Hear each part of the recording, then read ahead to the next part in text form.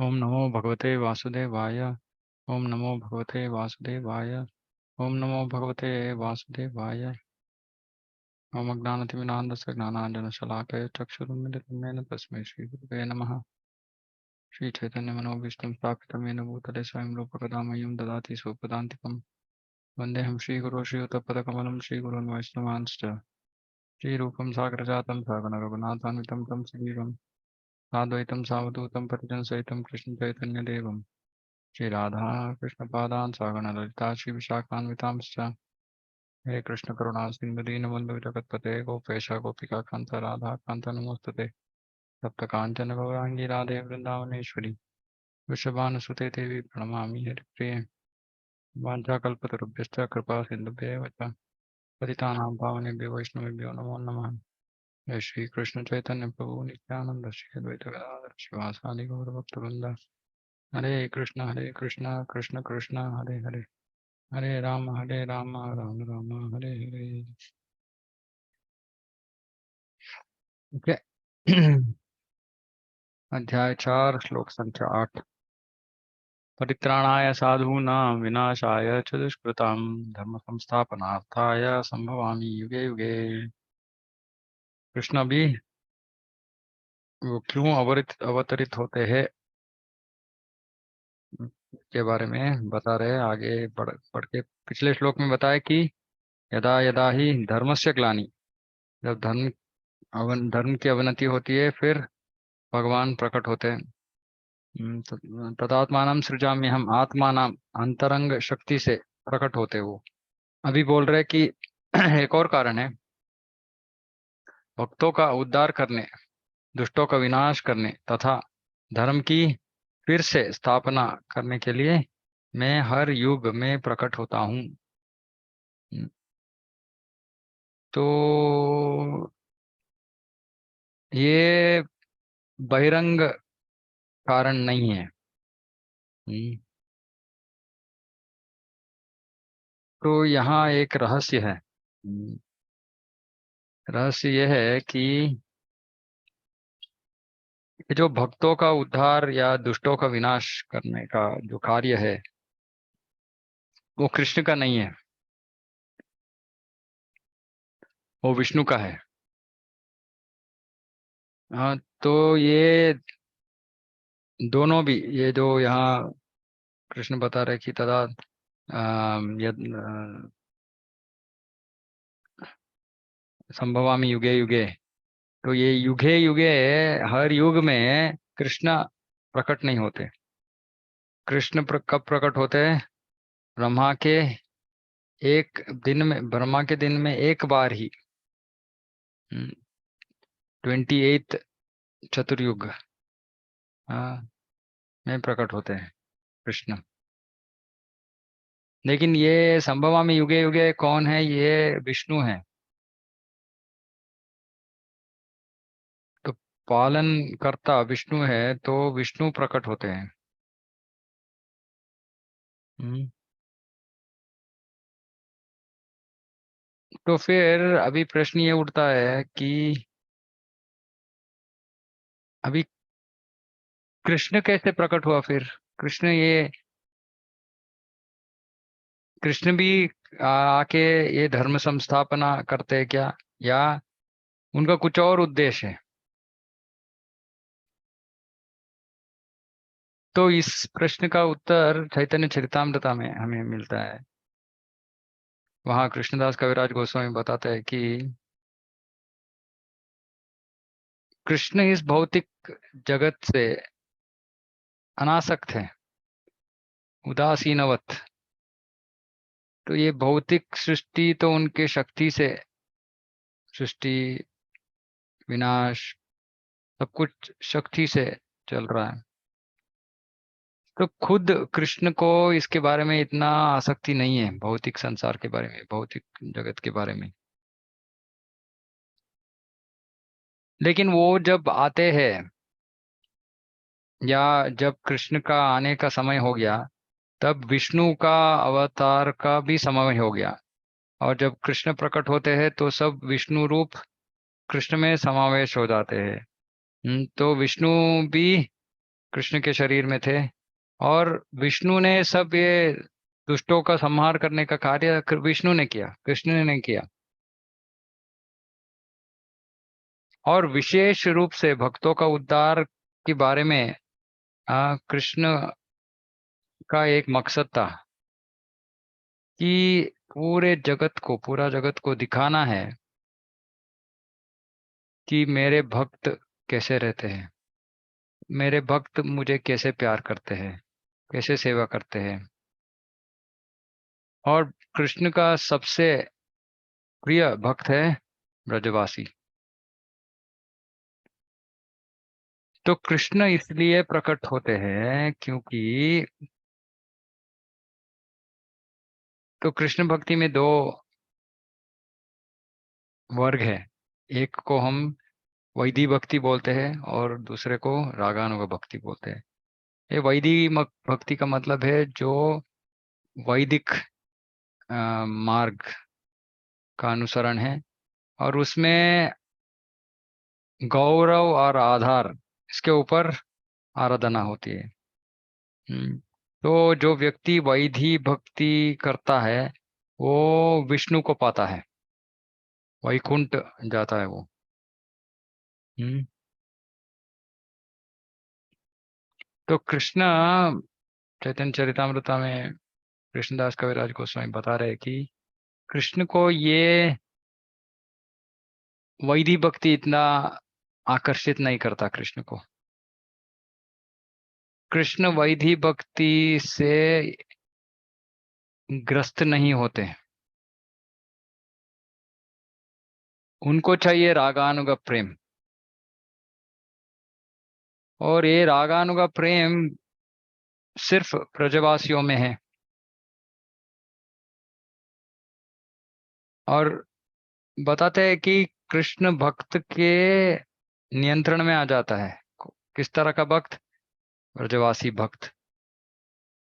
जैसे यशोदा माँ करती है कि कृष्ण को बांधती है, दामोदर लीला।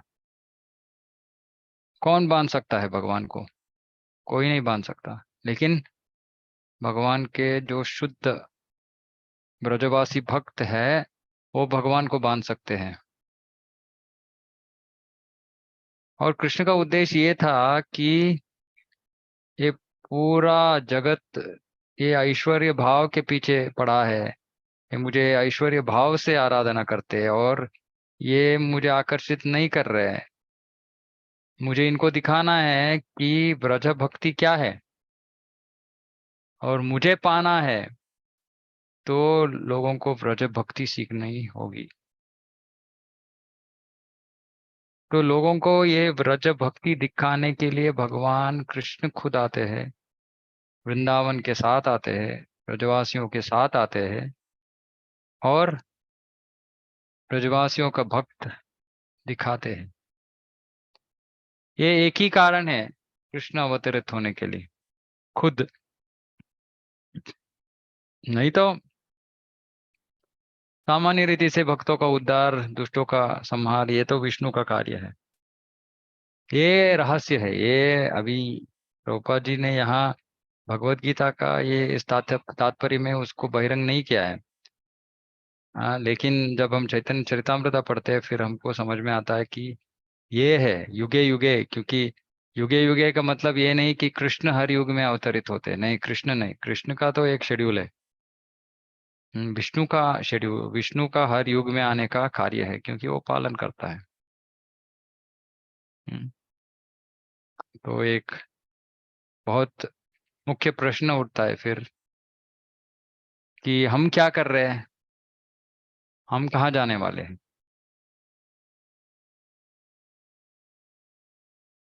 आरंभिक भक्ति के स्तर पे हम सब वैदिक भक्ति ही कर रहे हैं। वैदिक भक्ति और रागानुग भक्ति में अंतर क्या है?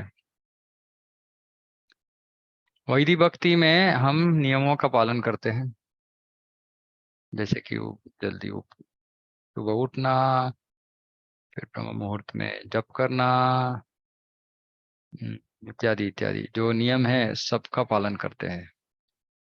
ये वैदिक भक्ति है।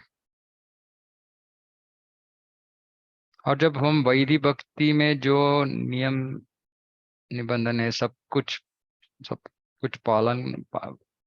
फॉलो करते हैं, फिर धीरे धीरे हम रागानुग भक्ति के अंत तक पहुंचेंगे। और ये रागानुग भक्ति का जो परिपूर्णता है, वो ही हमारा सिद्ध स्वरूप है। सिद्ध स्वरूप का मतलब है कि हमारा शाश्वत रूप। अगर हम कृष्ण से आकर्षित है तो, अगर हम विष्णु से आकर्षित है तो हम वैदिक भक्ति कर सकते हैं और वैकुंठ जाएंगे। और उसके लिए भी है, मार्ग वही है, हरे कृष्ण महामंत्र ही है, लेकिन वैकुंठ जाएंगे। लेकिन अगर हमें कृष्ण चाहिए तो हमें गोलोक वृंदावन जाना पड़ेगा। और गोलोक वृंदावन में कोई भी भक्त वहां कृष्ण को भगवान सोच के उनका सेवा नहीं कर रहा है। वहां क्या सोच के सेवा कर रहे हैं? सोच रहे कि मैं उसका सखा हूँ, या मैं उसका पिता हूँ, माता हूँ, या प्रेमी हूँ। ऐसे सोच के भक्त भक्ति कर रहे हैं वहां। तो वहां जाके हम जैसे बालाजी के मंदिर में जाते हैं तो दूर खड़े होके हमारा दर्शन होता है, ऐसा नहीं है गोलोक वृंदावन। तो अगर इस भाव से हम जाएंगे तो हमें वहां एंट्रेंस नहीं मिलने वाला गोलोक वृंदावन में। तो गोलोक वृंदावन में जाने के लिए हमें पहले भूलना पड़ेगा कि कृष्ण भगवान है। ये क्या मुसीबत है। हम्म हम भक्ति में आ रहे हैं याद करने के लिए, याद रखने के लिए कि भगवान कृष्ण है, हम नहीं है। क्योंकि हम ऐसे भोगी जैसे जीवन बिता रहे हैं। अभी सोच रहे नहीं नहीं नहीं, मैं नहीं हूँ, कृष्ण नियंत्रक है। कृष्ण देवोत्तम परम पुरुष है। उनका सेवा करना है मुझे। कृष्ण स्वामी है, मैं सेवक हूँ। अभी इस वैदिक भक्ति में हम आगे जाके हमें क्या सिखाया जाएगा कि हमें भूलना है कि कृष्ण भगवान है। तो ये स्तर तक हम पहुंचेंगे जब हम सहज रूप से भूल जाएंगे कि कृष्ण देवोत्तम परम पुरुष है। क्योंकि हम कृष्ण से प्रेम करेंगे और हम सखा या वात्सल्य या माधुर्य भाव में कृष्ण के साथ प्रेम करेंगे। तो उसको इस उस भाव में हम सेवा करेंगे उसका। जब हम इस भाव में सेवा करेंगे तो हम भूल जाएंगे कि कृष्ण भगवान है। और हमें भूलना पड़ेगा आगे जाके, अभी नहीं।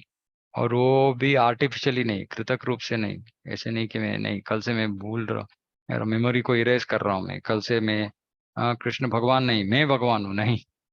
ऐसे नहीं।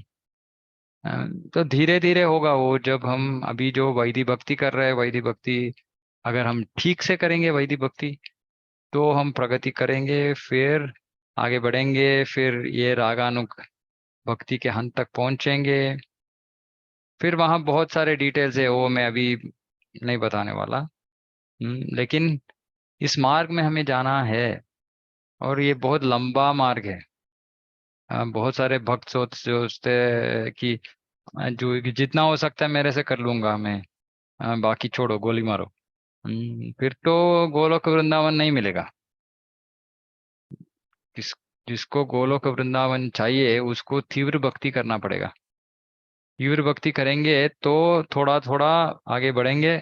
और फिर ये रागानुग मार्ग के तक पहुंचेंगे। फिर कृष्ण को पाने का कुछ संभावना है। नहीं तो अभी हम वैदिक भक्ति में ही हम नियमों का पालन नहीं करेंगे, फिर तो आगे जाके हमारा प्रगति बहुत धीरे धीरे होता जाएगा। हम्म तो इसलिए वैदिक भक्ति को पहले हमको ठीक से वैदिक भक्ति का पालन करना पड़ेगा। हमें जो रूल्स है सब कुछ पाला फॉलो करना है। तब जाके हम कृष्ण के प्रति जो असली भक्ति है वो कर सकते हैं। कृष्ण भक्ति इसलिए आसान भी है लेकिन मुश्किल भी है। आसान है, अगर हम ठीक से फॉलो करेंगे तो आसान है, स्तर तक पहुंचेंगे। लेकिन अगर ठीक से फॉलो नहीं करेंगे तो भटक जाएंगे, इधर उधर गुम हो जाएंगे। तो एक ये रहस्य का विषय था, ये मैंने बताया। लेकिन अभी जो इस श्लोक में जो तात्पर्य है उसको हम पढ़ सकते हैं। अक्षय प्रभु पढ़ेंगे। हाँ प्रभु जी। हाँ, भगवत गीता के अनुसार साधु पवित्र पुरुष कृष्ण भावना भावित व्यक्ति है। अधार्मिक लगने वाले व्यक्ति में भी यदि पूर्ण कृष्ण चेतना हो तो उसे साधु समझना चाहिए। दुष्कृताम उन व्यक्तियों के लिए आया है जो कृष्ण भावनामृत की परवाह नहीं करते हैं। ऐसे दुष्कृताम या उपद्रवी मूर्ख तथा अधम व्यक्ति कहलाते हैं, भले ही वे सांसारिक शिक्षा से विभूषित क्यों ना हो। इसके विपरीत यदि कोई 100% कृष्ण भावनामृत में लगा रहता है तो वह विद्वान या सुसंस्कृत ना भी हो, फिर भी वह साधु माना जाता है। हाँ, तो यहाँ बता रहे कि एक तो है कि विश्व में बहुत सारे लोग हैं जो सांसारिक शिक्षा से विभूषित है, लेकिन वो भी सब उपद्रवी है, मूर्ख तथा अधम है, क्योंकि उनको कृष्ण के बारे में कुछ पता नहीं। और नहीं वो जानना चाहते हैं। तो सब जो पीएचडी वाले हैं, एमबीए वाले हैं, बी वाले हैं, ये वाले हैं, वो वाले हैं, पैसे वाले हैं, हाँ, इस स्थान पे है, उस स्थान पे है, सब लोग मूर्ख है, उपद्रवी है, दुष्कृताम दुष्कृति ना, तो भगवान इनका विनाश कर लेते हैं। हम्म, तो ये वर्ग में रहना अच्छी बात नहीं है।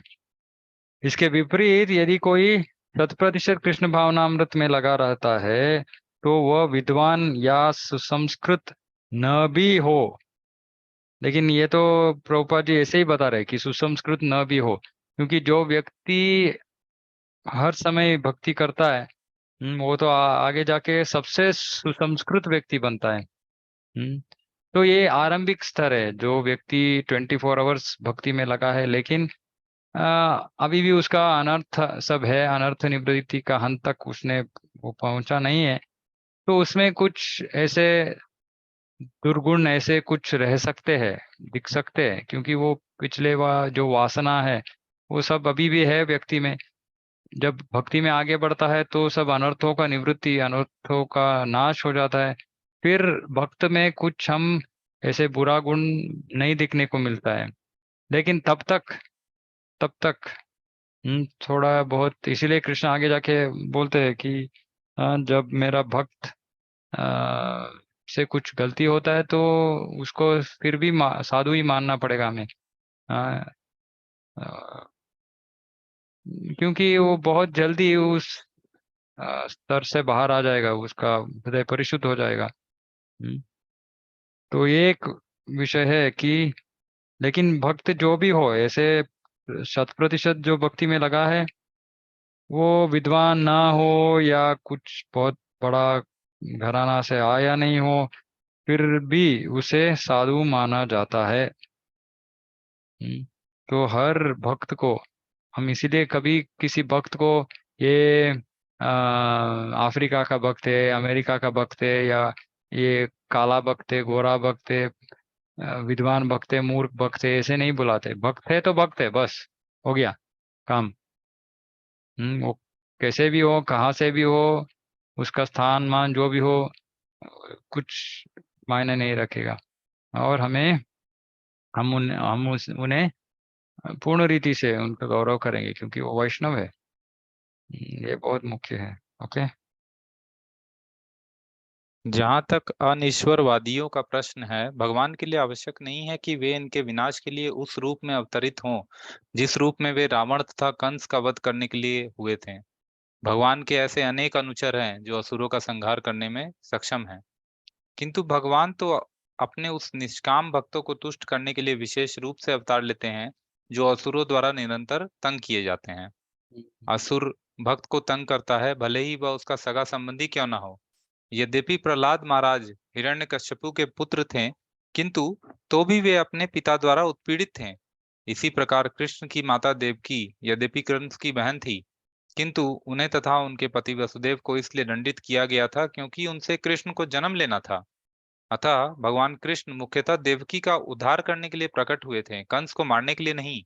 किंतु ये दोनों कार्य एक साथ संपन्न हो गए। अतः यह कहा जाता है कि भगवान भक्त का उद्धार करने तथा दुष्ट असुरों का संहार करने के लिए विभिन्न अवतार लेते हैं।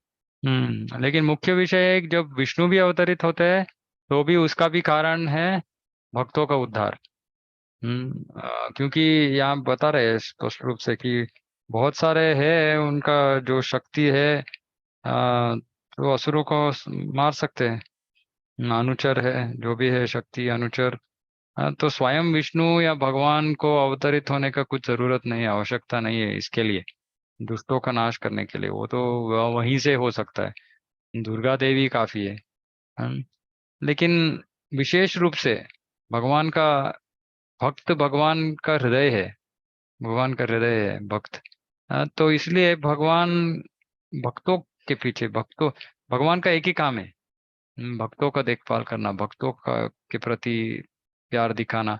भक्त का भी एक ही काम है, भगवान के प्रति प्यार दिखाना। तो ये परस्पर जो प्रेम है, इसी कारण की वजह से भगवान अवतरित होते हैं। सोचिए कि भगवान का, और भागवत में हम जब पढ़ते हैं तो हम सीखते हैं तो कि भगवान का अगणित रूप है, अगणित रूप है। कोई उसको गिन भी नहीं सकता कि कितने रूप है भगवान का। और वो सब रूप भगवान क्यों ले रहे हैं? सिर्फ भक्तों का उद्धार करने के लिए। कितना दयालु है भगवान हमारे लिए। और हमें यहाँ, हम भगवान को पूर्ण रीति से भूल कर हम जीवन बिता रहे हैं। और भगवान है वहाँ वैकुंठ में बैठे हुए, वो सोच रहे अरे मेरा भक्त यहाँ फंस गया है, ये कर रहा है, यहाँ अटक रहा है, वहां अटक रहा है। हम्म तो हमें ये इसको याद रखना है कि भगवान हमारे लिए आ रहे हैं।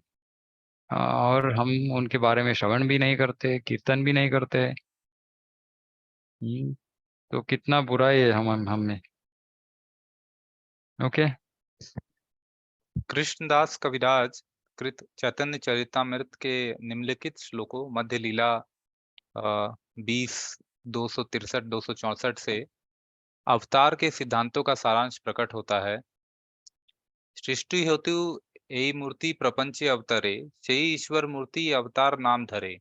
मायातीत परम बुय में सबार अवस्थान, विश्व अवतरी धरे अवतार नाम। अवतार अथवा ईश्वर का अवतार भगवत धाम से भौतिक प्राकट्य हेतु होता है। ईश्वर का वह विशिष्ट रूप जो इस प्रकार अवतरित होता है अवतार कहलाता है। ऐसे तो अवतार तो इसका मतलब है कि जो विष्णु रूप है, जो वैकुंठ में है, वो कृष्ण का विस्तरण है। तो हम अंश बोलते हैं, अंश या खला। तो भगवान से विस्तरित हुए हुआ जो रूप है उसको अवतार, अंश बोलते हैं। या विस्तरण बोलते हैं। जब ये जो विष्णु तत्व अंश या विस्तरण जो भी है, वो जब आध्यात्मिक जगत से भौतिक प्रपंच, भौतिक जगत में आते हैं, तो उनको अवतार बोलते हैं। अवतरति इति अवतार। अवतरति मीन का मतलब है ऊपर से नीचे आना। तो भगवान जब ऊपर से नीचे आते हैं कोई भी रूप में, उनको अवतार बोलते हैं। ओके। ऐसे अवतार भगवत धाम में स्थित रहते हैं। जब वे भौतिक सृष्टि में उतरते हैं तो उन्हें अवतार कहा जाता है। अवतार कई तरह के होते हैं, यथा पुरुषावतार, गुणावतार, लीलावतार, सत्यावेश अवतार, मनवंतर अवतार तथा युगावतार। तो इसका थोड़ा थोड़ा एक्सप्लेनेशन दूंगा। पुरुषावतार तो भौतिक सृष्टि जब होती है तो तीन पुरुषावतार है, कारणोदक कषाय विष्णु, गर्भोदक कषाय विष्णु, क्षीरोदक कषाय विष्णु। तो पुरुषावतार का कार्य है भौतिक सृष्टि। हम्म, फिर गुणावतार, गुणावतार का मतलब है ब्रह्मा शिव महेश। तो ये गुणों का जो अधिपति है, गुणों के ऊपर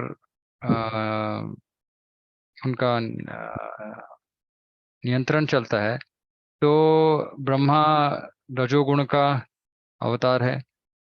या रजोगुण को, अ, रजोगुण के ऊपर उनका अधिकार है। फिर शिव तमोगुण और विष्णु सत्वगुण। इसमें ब्रह्मा जी पूर्ण रूप से गुण से प्रभावित है।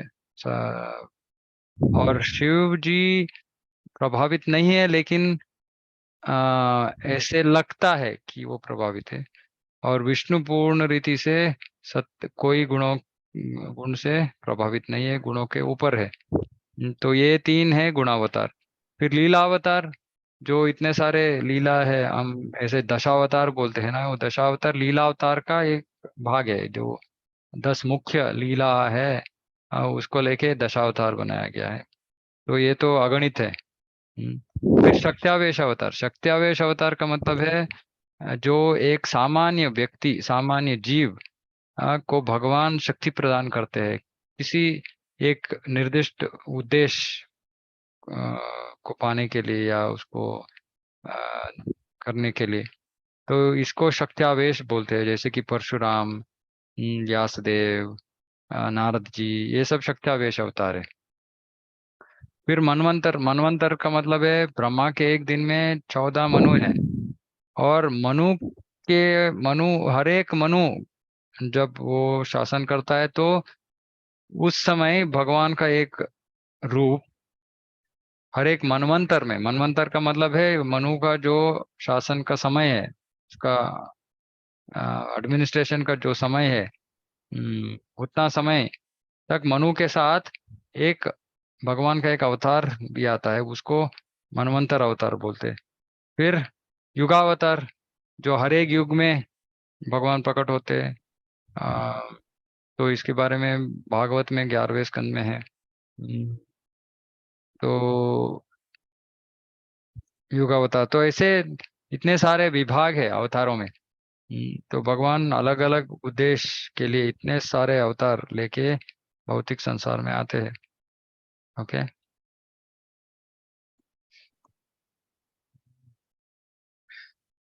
तो आगे बढ़िए। हाँ, इन सब का इस ब्रह्मांड में क्रमानुसार अवतरण होता है, किंतु भगवान कृष्ण आदि भगवान हैं और समस्त अवतारों के उद्गम हैं। भगवान श्री कृष्ण शुद्ध भक्तों की चिंताओं को दूर करने के विशिष्ट प्रयोजन से अवतार लेते हैं, जो उन्हें उनकी मूल वृंदावन लीलाओं के रूप में देखने के लिए उत्सुक रहते हैं। अतः कृष्ण अवतार का मूल उद्देश्य अपने निष्काम भक्तों को प्रसन्न करना है। तो ये मैंने इसके बारे में बताया। और इसलिए कृष्ण को अवतारी बोलते हैं, अवतार नहीं, अवतारी का मतलब है सब अवतार जिनसे आता है वो है कृष्ण। और या स्पष्ट रूप से बता रहे प्रभुपाद जी, अपने निष्काम भक्तों को प्रसन्न करना।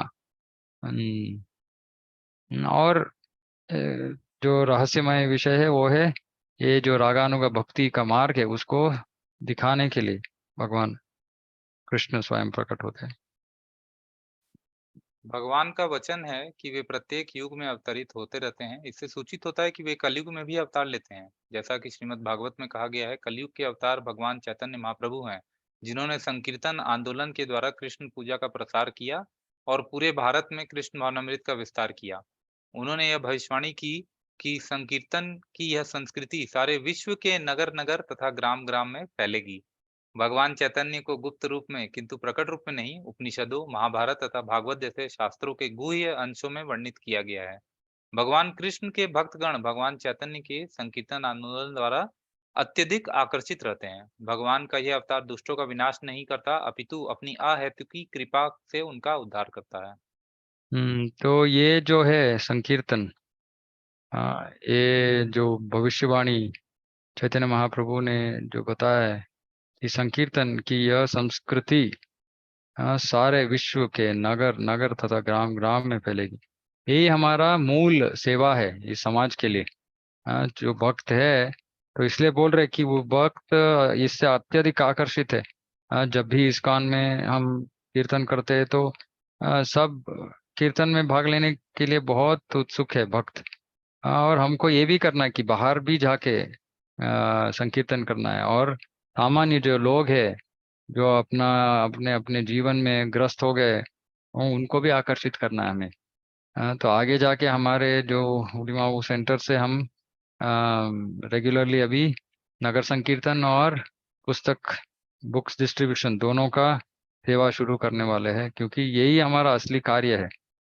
ना कि सिर्फ आके बैठ के कुछ श्रवण करके फिर घर जाना, ये हमारा कार्य नहीं है। हमारा कार्य है कि बाहर जाके लोगों को, ये लोगों तक ये विषय को पहुंचाना है, वो हमारा काम है।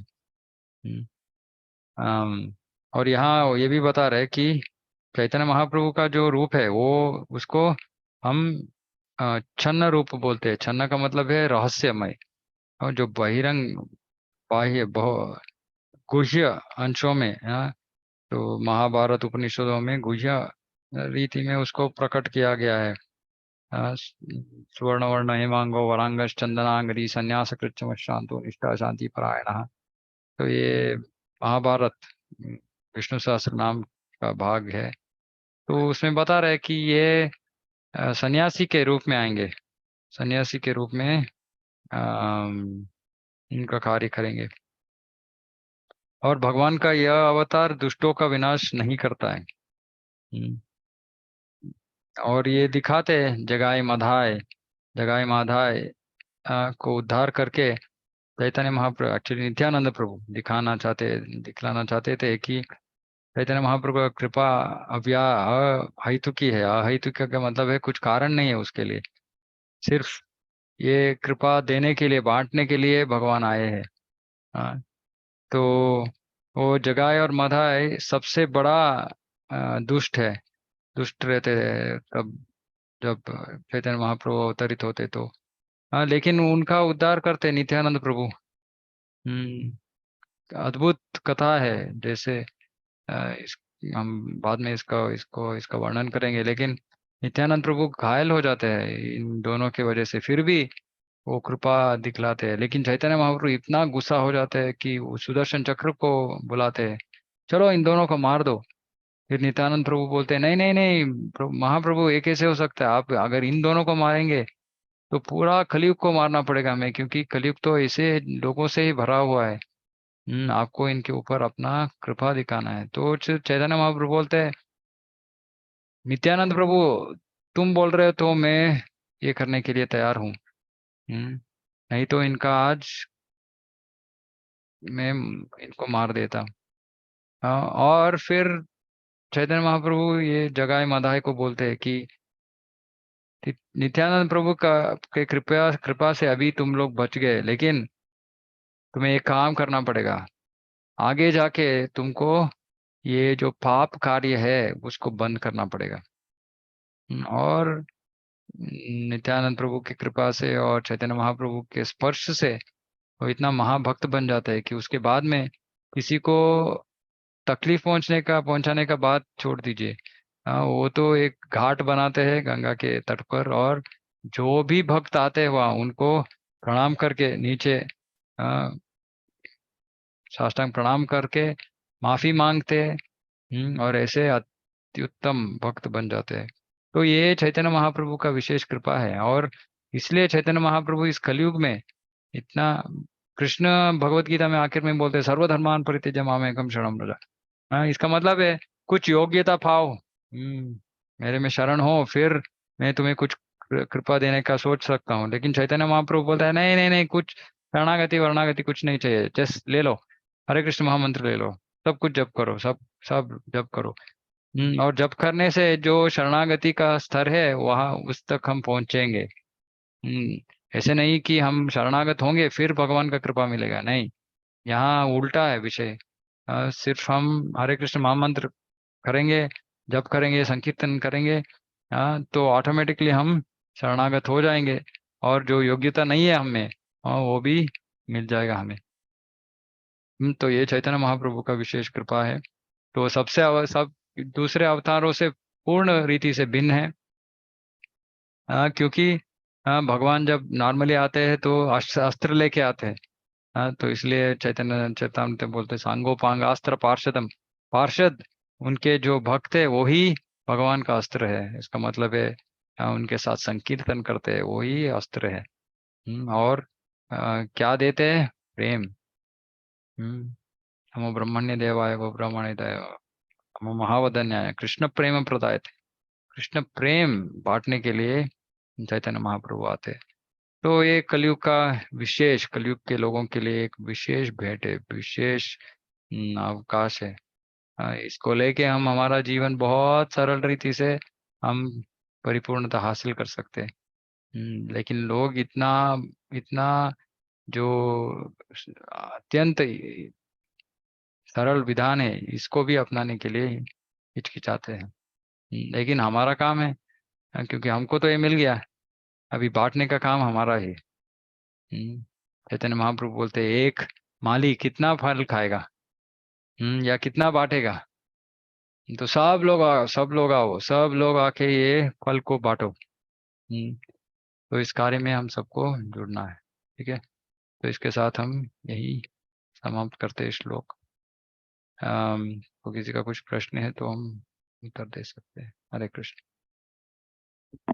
प्रभु जी, युगा हम्म। अवतार और लीला अवतार में क्या फर्क है? दोनों तो सेम ही लग रहा नहीं, युग अवतार है कि एक, हर एक युग में एक ही अवतार है, वो युग अवतार के वर्ग में। और युग अवतार का जो कार्य है वो है युग में एक विशेष धर्म का स्थापन करना। और लीला अवतार है जो भक्तों के संबंधित है, युग के संबंधित नहीं है। तो उसका कारण अलग अलग है, जैसे कि बुद्ध क्यों आए, तो उसका कारण अलग है। लेकिन सामान्य रूप से जो युग अवतार है वो युग का प्रारंभ में होता है।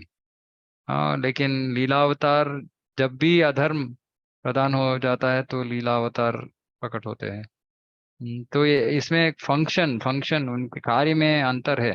तो उसके लिए थोड़ा गुणावतार के बारे में हमें 11वें स्कंद में भागवत में हमको डिटेल्स मिलेगा, तब हमको थोड़ा समझ में आएगा। लेकिन उनका फंक्शंस अलग है, कार्य अलग है। है। ओके, ठीक है प्रभु जी। ओके, ठीक है, खत्म करेंगे फिर। श्रीमद् भगवत गीता की जय, जगत गुरु श्रील प्रभुपाद की जय। वांछा कल्पतरुभ्यश्च कृपा सिंधुभ्यो च पतितानां पावनेभ्यो वैष्णवेभ्यो अनंत कोटि वैष्णव वृंद की जय। हरे कृष्ण। हरे कृष्णा प्रभु।